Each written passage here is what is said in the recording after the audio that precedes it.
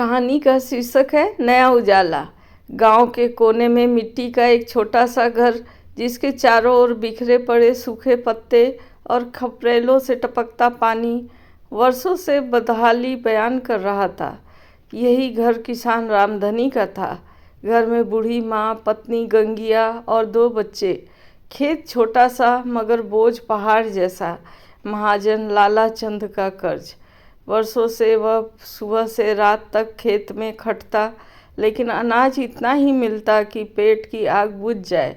ब्याज की आग कभी नहीं बुझी। फिर भी रामधनी का सपना था, मेरा बेटा गोपी पढ़ लिख जाए तो यह अंधेरा मिटे। मगर सपना देखना आसान था, पूरा करना कठिन। गांव में हाल ही में एक स्कूल खुला था। मास्टर जी गांव वालों को समझाते, पढ़ाई से ही जिंदगी सुधर सकती है। रामधनी, अपने बेटे को स्कूल भेजो, वरना खेत बाड़ी तुम्हारा पेट तो भरेगा, मगर आने वाली पीढ़ियों का भविष्य अंधकार में रहेगा। रामधनी चुप रह जाता। किताबें, कॉपियाँ, जूते, इनके लिए पैसा कहाँ से लाता? गंगिया कभी कभी झुंझला कर कह भी देती, बेटा भूखा सोएगा क्या? पढ़ाई से पेट भरता है, खेत में हाथ बटाएगा तो घर चलेगा। लेकिन बूढ़ी अम्मा गंगिया को डांट देती, तू समझती क्यों नहीं? यही तो वक्त है, गोभी पढ़ लेगा तो हमारी गरीबी से लड़ पाएगा। इसी बीच गांव में महामारी फैल पड़ी। कई लोग बीमार पड़े। रामधनी ने अपनी थोड़ी सी उपज बेचकर गांव वालों की दवा के लिए पैसे दिए।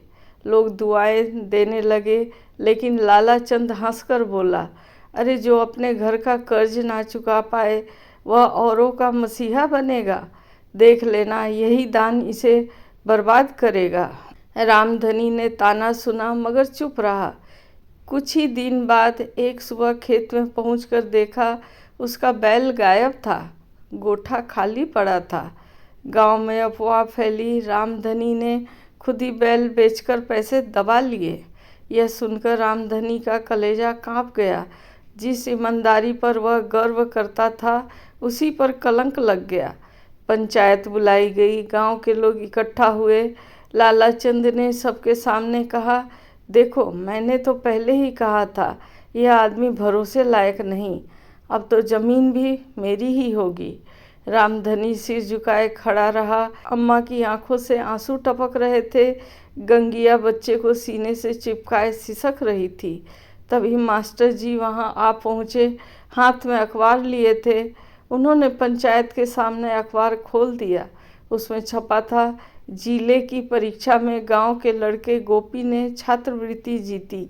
मास्टर जी बोले, यह लड़का गांव का नाम रोशन करेगा, सरकार इसे पढ़ाएगी।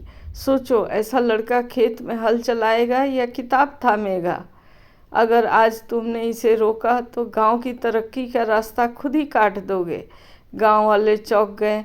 सबकी आंखें रामधनी की ओर मुड़ गई। किसी ने कहा, अरे यह वही आदमी है जिसने महामारी के दिनों में अपनी फसल बेचकर हमारी जान बचाई। क्या यह बैल बेचकर खुद खा जाएगा? धीरे धीरे सच्चाई सामने आई। पता चला बैल लाला चंद के ही गुर्गे चुरा ले गए थे। गांव में शोर मच गया। पंचायत ने फैसला दिया, रामधनी निर्दोष है, उसकी ज़मीन सुरक्षित रहेगी और अब गांव का हर बच्चा गोपी की तरह स्कूल जाएगा। लाला चंद अपमान से गुस्से में तिलमिला उठा। लोग उसे घेरने लगे और अंततः उसका सामाजिक बहिष्कार कर दिया गया। उस रात रामधनी पहली बार चैन से सोया। गोपी किताब हाथ में लिए दीपक की रोशनी में पढ़ रहा था। रामधनी ने बेटे की ओर देखा। आंखों से आंसू टपक पड़े, मगर ओठों पर संतोष की मुस्कान थी।